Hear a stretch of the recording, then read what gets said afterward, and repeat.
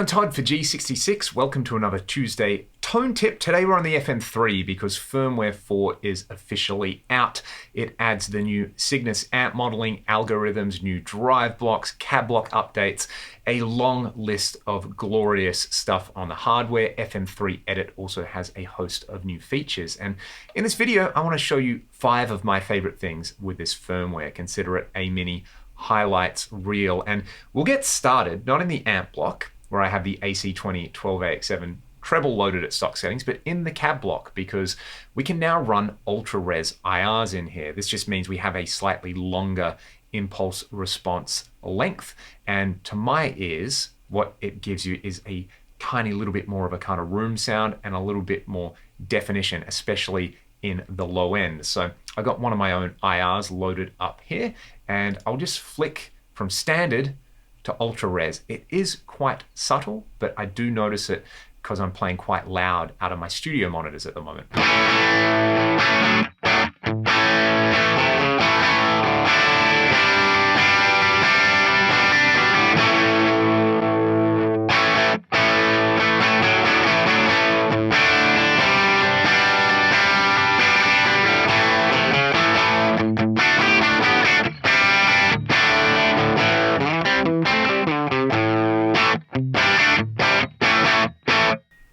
So like I said, quite subtle. There's just a little bit more detail overall there with ultra res IRs. Also in the cab block preamp section, you can see I've got the low cut and high cut at 80 and 10K. You can now bump the filter slopes up to 24 dB per octave. So I like using this in a live context. I'll go for those more extreme filter slopes. So if I'm cutting below 80, I'm really cutting a lot with those filter slopes. If I'm playing at home, I would probably just go with 12 dB per octave. So highlight number 1, ultra res in the cab block, play around with it. It's not necessarily better, but I think for specific IRs, you will get more detail there.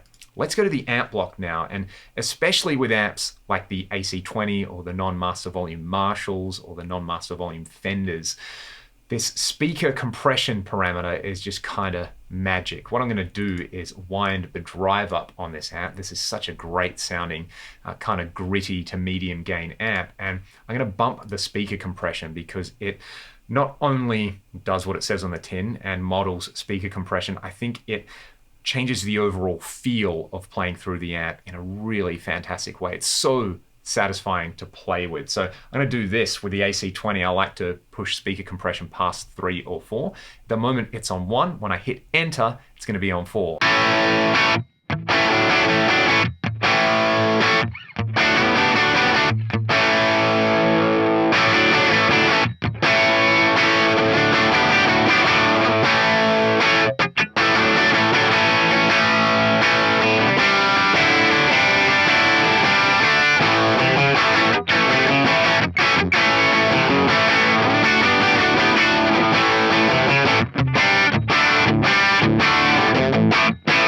And if you were using this together with an impulse of, say, a Celestion Alnico Blue, you could really push this and get that authentic Vox-style thing. Let's just hear it up above 6.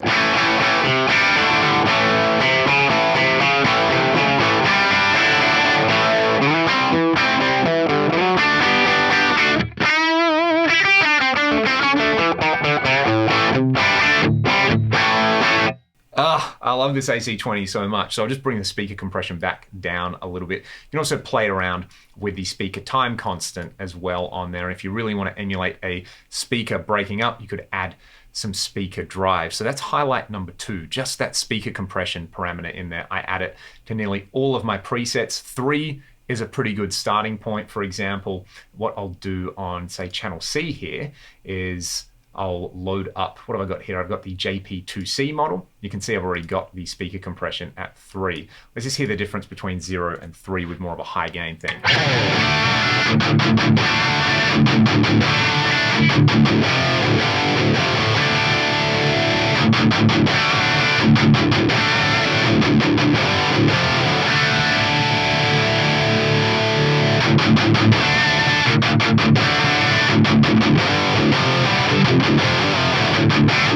So it is a lot more subtle there because I'm not really pushing the master volume, as you can see with this headroom parameter.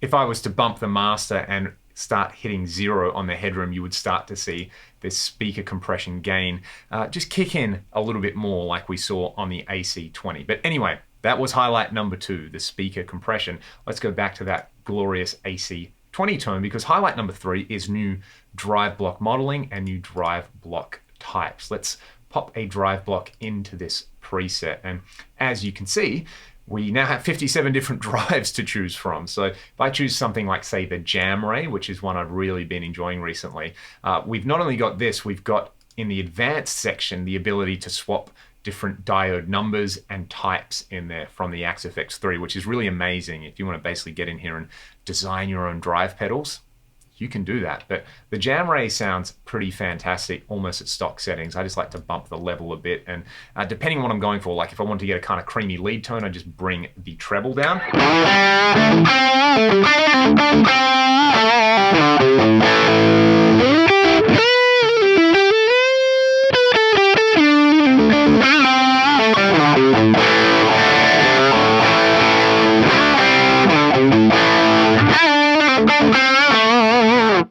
Sounds nasty, and if I wanted something, say, a little bit cleaner and tighter, just back off the gain, pump that treble on there, almost kind of doing the old treble booster trick, bring the bass down, you have a great rock rhythm tone with the AC20.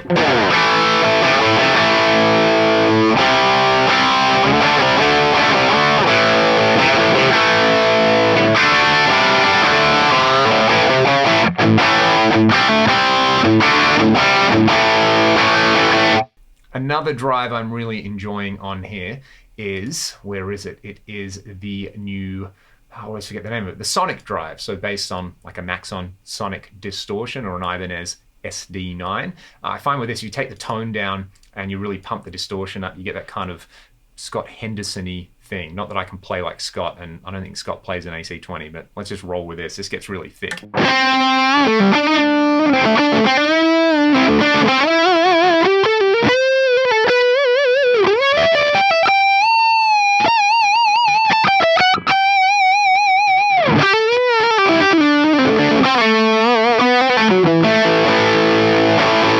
There's also a DS1 and a DS1 mod in there. I love the compulsion distortion as well into a Vox-style amp.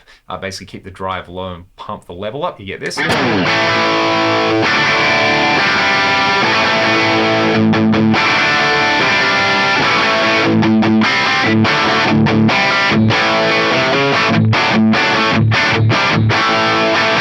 It's a good way to kind of marshalize a Fender or a Vox amp model in there. So that's highlight number 3. New drives, new drive modeling algorithms. I think they sound fantastic. Speaking of new stuff, there's a few new reverb types in here as well. So let's drop a reverb block in here. I am absolutely loving this Opera House reverb in here. You can see in the EQ section, there's now selectable high and low cut filter slopes in there. So let's just hear the Opera House at stock settings, and we'll revisit a little reverb hack from one of the previous Tuesday tone tips.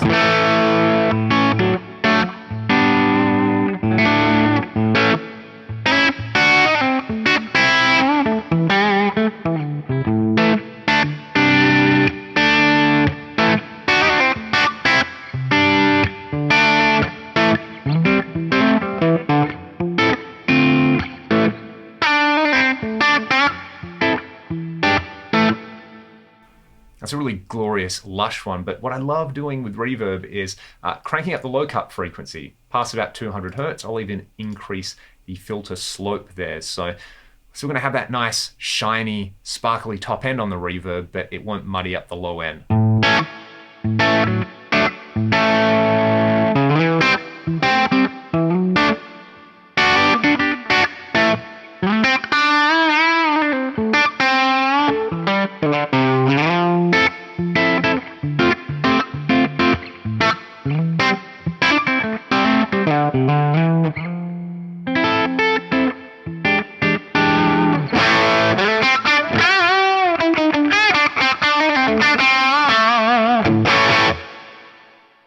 Beautiful stuff, and again, tweak that low cut to taste. So new drives, new reverbs, we've got the amp and the cab block stuff in there.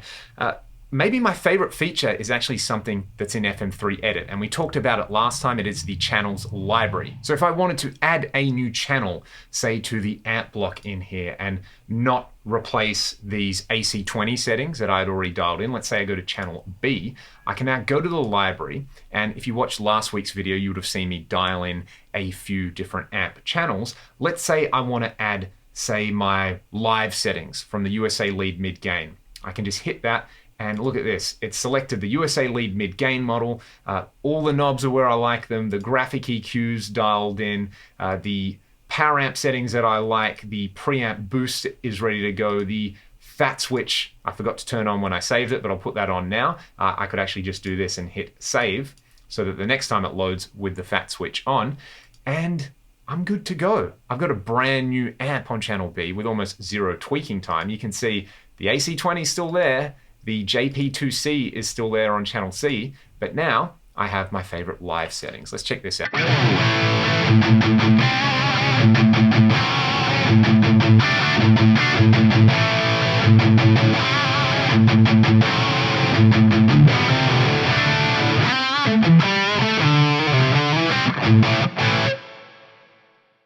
Beautiful stuff. Let's say I don't like that reverb with this amp. I'll just go to a new channel.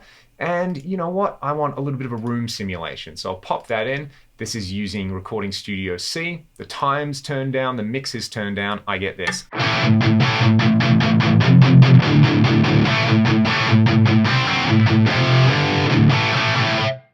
So I've got my favorite kind of room ambience. And let's just say I wanted to add a delay to this. In fact, I want to add a delay in parallel up here. I know this because I normally dial in all my delays in parallel. In fact, let's not use a delay. Let's use a multi-tap delay, just like last week, and I'll bring up my live lead delay settings.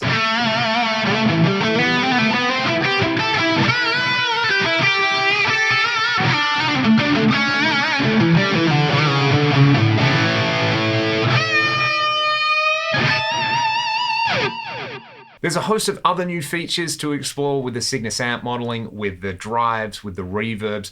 I would highly encourage you read the release notes as well as the notes around resetting amp blocks for this firmware. I'm loving the new features in FM3 Edit as well. If you have any specific questions, please let me know in the comments. Go and grab the firmware and make some wonderful noise with it. I'll see you all next week. Thanks for watching.